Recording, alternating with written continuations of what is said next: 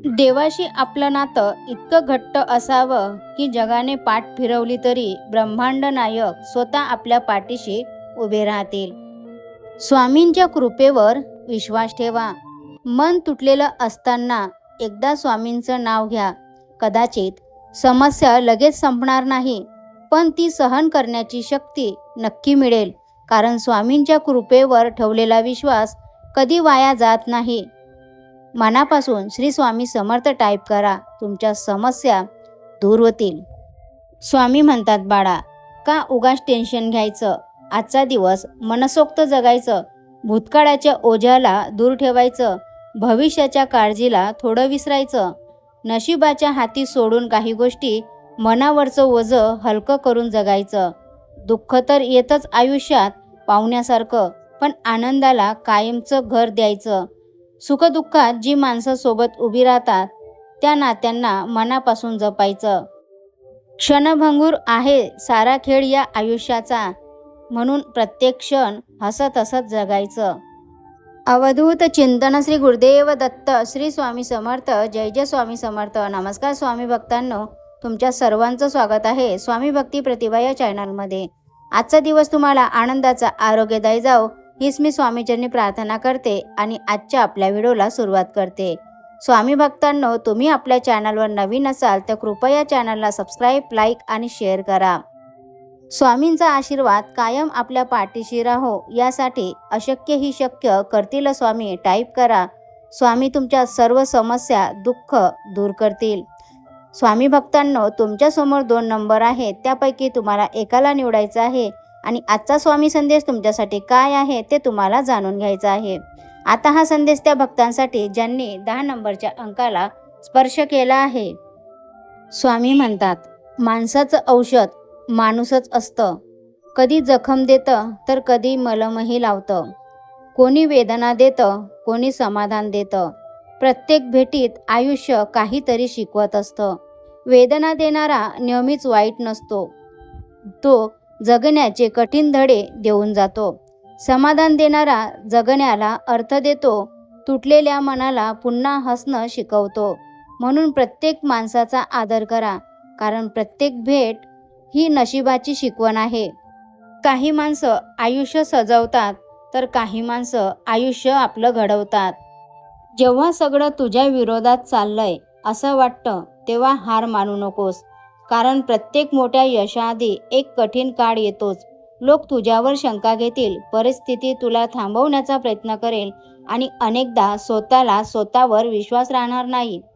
पण जर तू या काळात टिकून राहिलास तर एक दिवस हे संघर्ष तुझ्या यशाची गोष्ट बनवतील. जीवनामध्ये हार मानायची नाही.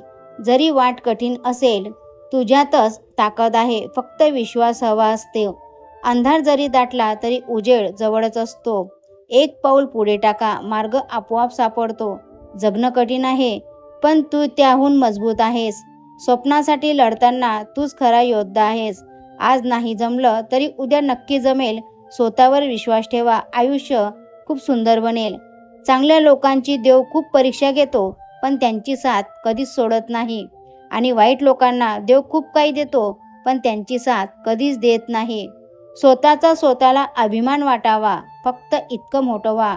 स्वतःचा प्रामाणिकपणा स्वतःच्या नजरेत दिसावा, इतकं एकनिष्ठ व्हा. स्वतःला साथ देता यावी, इतकं खंबीर व्हा. स्वतःला मिठी मारता यावी, इतकं प्रेमळ व्हा. स्वतःची चूक सुधारता यावी, इतकं शिस्तबद्ध व्हा. स्वतःची प्रेरणा होता यावी, इतकं विचारवंत व्हा. खरं तर स्वतःसाठी आधी व्हा. स्वामी म्हणतात, बाळा, वेळ माणसाला खूप काही शिकवून जाते, पण आयुष्यात सर्वात मोठा आधार असतो तो स्वतःसाठी ठामपणे उभा राहण्याचा. माणसं बदलतात, परिस्थिती बदलते, नात्यांचे अर्थही काळानुसार बदलतात. आपल्या आयुष्याचे रंग मात्र आपणच भरायचे असतात. दुसरं कोणी येऊन आपलं आयुष्य सुंदर करेल या अपेक्षेपेक्षा स्वतःच्या सामर्थ्यावर विश्वास ठेवणं अधिक महत्त्वाचं असतं. जेव्हा माणूस स्वतःच्या ताकदीवर चालायला शिकतो तेव्हा कोणाच्या सावलीची गरज उरत नाही. नशीब साथ देईल तर उत्तमच, पण साथ मिळाली नाही म्हणून थांबून राहायचं नसतं. आयुष्याची काही पानं हट्टाने धरून ठेवण्यापेक्षा शांतपणे पलटून टाकणं शहाणपणच असतं. स्वतःचा हात स्वतः धरायला शिकलं की दुसऱ्याची साथ सोडली तरीही तोल कधीच ढळत नसतो. आता हा संदेश त्या भक्तांसाठी ज्यांनी 9 नंबरच्या अंकाला स्पर्श केला आहे. स्वामी म्हणतात, बाळा, कधीही वाहवत जाऊ नये, कारण वाहवत जाणाऱ्यांना कोणी थांबवत नाही. उपयोग असेपर्यंत हात धरला जातो आणि गरज संपली की सोडून दिला जातो. शेवटी स्वतःसाठी उभं राहणं, स्वतःचा आधार होणं, हेच खरं शहाणपण असतं. स्वामी म्हणतात, जगावं असं की प्रत्येकाला आपला अभिमान वाटावा. शत्रूच्याही तोंडी आपल्या यशाचा गोडवा असावा. हसणं इतकं सुंदर असावं की दुःखानेही लपून बसावं. स्वप्न इतकी मोठी असावी की आभाळालाही ठेंगणं वाटावं. जिद्द अशी असावी की अपयशाने हार मानावी आणि मेहनत अशी करावी की नशिबानेही झुकावं. जगावं असं की प्रत्येकाच्या ओठी आपलं नाव असावं आणि निघून गेल्यावरही लोकांच्या मनात आपलं स्थान कायम असावं. स्वामी म्हणतात, बाळा, तुमच्या आत अफाट क्षमता आणि एक सुप्त शक्ती दडलेली असते. ती केवळ तुमच्या जागृत होण्याची वाट पाहत आहे. तुम्ही परिस्थितीची बळी नाही, तर तुम्ही स्वतःच्या नशिबाचे शिल्पकार आहात. जेव्हा जग तुमच्या विरोधात उभं असेल तेव्हा तुमच्या आत्मविश्वासावर ठाम राहा. इतरांच्या मतांना तुमचे भविष्य ठरवू देऊ नका. स्वतःच्या सामर्थ्यावर विश्वास ठेवा आणि अशक्य वाटणाऱ्या गोष्टी साध्य करण्यासाठी पहिले पाऊल उचला. तुमचा जन्म सामान्य जीवन जगण्यासाठी नाही, तर असामान्य कर्तृत्व घडवण्यासाठी झाला आहे. स्वतःच्या मर्यादा ओलांडा आणि आपले खरे स्वरूप जगासमोर आणा. तुमचा आत्मविश्वास हीच तुमची खरी ओळख आहे.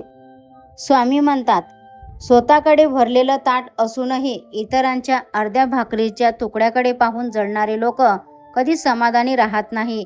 समाधानाची सुरुवात आपल्या जवळ असलेल्या गोष्टीबद्दल कृतज्ञता बाळगण्यापासून होते. कृतज्ञता मनाला समाधानाचा खरा आनंद मिळतो. म्हणून जेव्हा माणूस स्वतःकडे असलेल्या गोष्टीचे मोल विसरून दुसऱ्याच्या वाट्याला आलेल्या गोष्टीची गणित मांडू लागतो, तेव्हा तो कितीही श्रीमंत असला तरीही तो त्याच्या खिशामध्ये दारिद्र्यता घेऊन फिरत असतो. कारण हेवा माणसाला कितीही मिळालं तरी भिकारीच ठेवतो. एकदा एक शिष्य आपल्या गुरुकडे गेला आणि म्हणाला, गुरुजी, मी रोज हजारो वेळा परमेश्वराचं नाव घेतो, मंत्र जप करतो, तरीही मला शांती का मिळत नाही? गुरुजींनी त्याला एक रिकामं पात्र दिलं आणि म्हणाले, जा, या पात्रात स्वच्छ पाणी भरून आण. शिष्य पाणी भरून घेऊन आला. गुरुजींनी पाहिलं तर ते पात्र आतून थोडं खराब होतं. गुरुजी म्हणाले, हे पाणी फेकून दे आणि आधी पात्र स्वच्छ घासून घे, मगच त्यामध्ये पाणी भरून आण. शिष्याने तसंच केलं. मग गुरुजी त्याला समजावून सांगतात आणि म्हणाले, हे बघ, आपली जीभ हे त्या पात्रासारखी आहे. जर तू त्याच जिभेने कोणाची निंदा केली, कोणाला कठोर शब्द बोलून त्याचं मन दुखवलं, तर तुझी ही जीभ अशुद्ध होते. मग अशा अशुद्ध जिभेने तू कितीही परमेश्वराचे नाव घेतले, मंत्र जप केला, तरीही ते नाव तुझ्या अंतःकरणात टिकणार नाही. गुरुजी पुढे म्हणाले, लक्षात ठेव, देव मंदिरात जाण्याआधी माणसाच्या मनात वास करतो. जर तू तुझ्या शब्दांनी कोणाचे मन दुखवले, देवाचं घरच अस्वच्छ केलंस, मग देव तिथे कसा वास करेन? या कथेच्या माध्यमातून आपल्याला अशी शिकवण मिळते की नामस्मरण करण्यापूर्वी आपली वाणी गोड आणि प्रेमळ असावी. शब्दांनी कोणालाही न दुखवणे ही सुद्धा एक मोठी पूजा आहे. श्री स्वामी समर्थ. जय जय स्वामी समर्थ. असेच मोटिवेशन व्हिडिओ ऐकण्यासाठी आपल्या चॅनलला सबस्क्राईब, लाईक आणि शेअर करा. भेटूया अशाच नवीन एका भक्तिमय संदेशासोबत. स्वामी तुमच्या सर्वांच्या सर्व चांगल्या इच्छा पूर्ण करो, हीच मी स्वामीचरणी प्रार्थना करते आणि आजचा आपला स्वामी संदेश इथंच थांबवते. संदेश पूर्ण ऐकल्याबद्दल खूप खूप धन्यवाद.